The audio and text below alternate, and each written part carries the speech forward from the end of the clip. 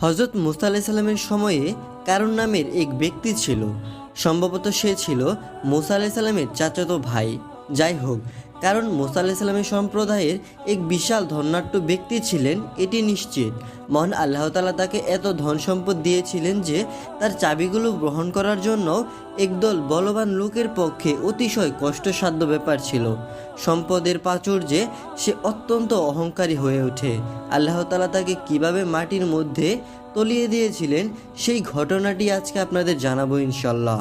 আপনি যদি ভিডিওটা শেষ পর্যন্ত দেখেন তাহলে এই সুন্দর ঘটনাটি সম্পর্কে জানতে পারবেন। তো চলুন শুরু করা যাক। দূরের পাহাড় আকাশ ছুঁয়ে যায় যেন। একটি গুহা সেই পাহাড়ের নিচে। তার মধ্যে একজন ধ্যানমগ্ন মানুষ লুটিয়ে পড়েছেন সেজদায়। রোজকার দৃশ্য এটি। জীবন সংগ্রামের সব ঝামেলা চুকিয়ে এক আল্লাহর ইবাদতে আত্মবিলীন মানুষটা। কারণ তার নাম সম্পর্কে নবী মুসা আলাইহিস সালামের চাচাতো ভাই। কারণের এমন ইবাদত দেখে ইবলিশ জ্বলে পুড়ে ছাই হয়ে যায়। ফন্দিয়াটে মনে মনে কিভাবে দিশাহীন করা যায় তাকে। একদিন মানুষ বেশে শয়তান হাজির হলো তার কাছে, বলল, আপনার সঙ্গে ইবাদত করতে চাই আমিও। কারণ ঠাওরালো না কিছুই, সহজ গলায় বলল, অবশ্যই। শুরু হলো যৌথ ইবাদত। দিন রাত এক করে আল্লাহর সামনে নত হয়ে থাকে দুজন। খানিকটা প্রতিযোগিতা হয় যেন, কিন্তু এগিয়ে গেল ইবলিশ। কারণ অবাক হলো বেশ। ধীরে ধীরে ইবলিশের অনুগত হয়ে পড়ল। সম্মানের চোখে দেখতে লাগলো তাকে। নিজের সফলতায় ইবলিশ মুগ্ধ হলো এবং তাকে বলল, কাউমের কোনো কাজেই অংশগ্রহণ করা যাবে না, না ঈদে না জামাতে, তাহলে আরও ইবাদত করতে পারবো। কারণও সায় দিল। কদিন কাটলো এভাবে। গুহা থেকে বেরোলো না তারা। বনে ইসরাইল খাবার পৌঁছে দিল গুহায়।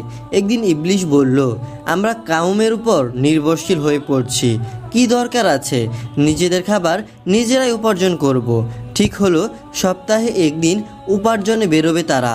কারণ ইবলিশের এমন সুগঠিত মতবাদ দেখে অবাক হয়ে গেল। শ্রদ্ধা বেড়ে গেল তার প্রতি। মনে মনে তাকে গুরু মানতে থাকলো। দিন কয়েকদিন পেরোতেই নতুন আবদার। এবার একদিন কাজ করব, একদিন ইবাদত করব। উস্তাদের কথা ফেলতে নেই। এই পর্ব আরম্ভ হতেই কেটে পড়ল ইবলিশ। ততদিনে কারণের হৃদয়ে সম্পদের লিপ্সায় পূর্ণ হয়ে গেল। ইবাদতের কথা ভুলে গেছে সে। দিন কাটে সম্পদ উপার্জনে। সফলতা ধরা দেয় তার হাতে। কারণ মিশরের সবচেয়ে বড় ধনী হয়ে ওঠে। সম্পদের পরিমাণ এত বেশি হয় যে 70টি খচ্চর লাগতো তার চাবি বহন করতে। দম্ভ ভরে হাঁটে সে। মাটিতে পা যেন পড়ছেই না। চারপাশটা সবসময় পূর্ণ থাকে সেবক সেবিকাদের দিয়ে। কি বিমুগ্ধ দৃষ্টিতে মানুষ তার সম্পদ দেখে। ভাবতেই আনন্দে হিল্লুল বয়ে যায় তার হৃদয়ে। সুখ শান্তি ও অপূর্ব সময়ে মুসা আলাইহিস সালাম যেন নেমে এলেন আপদ হিসেবে। দরদ মাখা কণ্ঠে বললেন, কারণ তোমার এই অঢেল সম্পদ তো আল্লাহরই দান। কত দরিদ্র আছে, খেতে পাচ্ছে না, পরার কোনো কাপড় মিলছে না, নেই মাথা গুজার মতো কোনো ঠাঁই। এদের প্রতি দয়া করার আদেশ দেওয়া হয়েছে তোমাকে। সম্পদের জাকাত দাও তুমি। কারণ চুপচাপ শুনল। তার মুখে স্পষ্ট বিরক্তির ছাপ। ভুরু কুঁচকে আছেন।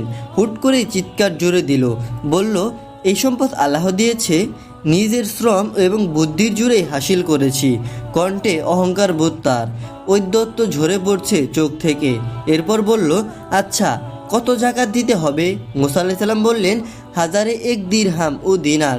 এটা অনেক মনে হলো কারণের কাছে। ফিরিয়ে দিল মুসা আলাইহিস সালামকে। ভাবল, মুসা যেন দ্বিতীয়বার জাকাতের কথা বলতে না আসে। তার একটা ব্যবস্থা করতে হবে। কাউমের বড় বড় ব্যবসায়ী এবং সম্ভ্রান্ত ব্যক্তিদের ডাকলো। জমজমাট মজলা বসলো।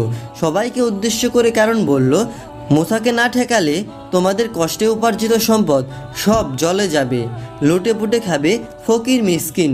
একটা বিহিত করতে হবে। সবাই সায় দিল।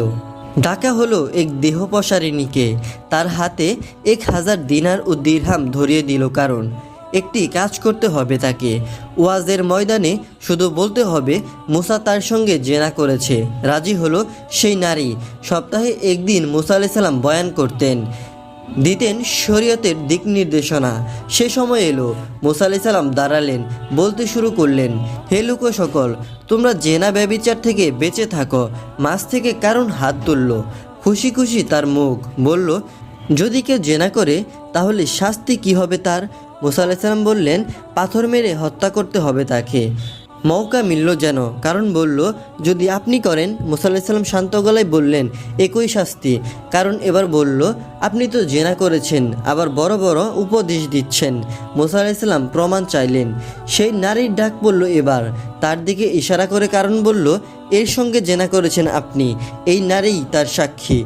মুসা আলাইসাল্লামের মুখ লাল হয়ে গেল, খুবই কাঁপতে লাগলেন। সেই নারীকে উদ্দেশ্য করে বললেন, আল্লাহর সাক্ষীকে সত্য বলো। কেঁদে উঠল নারীটি, আঁচলের নিচ থেকে দিরহাম ও দিনারের পুটলি বের করে আনলো, বলল, কারণ আমাকে উদ্বুদ্ধ করেছে এসব বলতে। মুসা আলাইসাল্লাম দোয়া করলেন, মাটিকে যেন তার অনুগত করে দেওয়া হয়। আল্লাহর হুকুমে মাটি তার অনুগত হলো। তারপর সম্প্রদায়ের দিকে ঘুরে দাঁড়ালেন, উচ্চ কণ্ঠে বললেন, আল্লাহ তাআলা আমাকে ফিরআউনের কাছ থেকে যেমনই পাঠিয়েছেন তেমনই পাঠিয়েছেন কারুনের কাছে।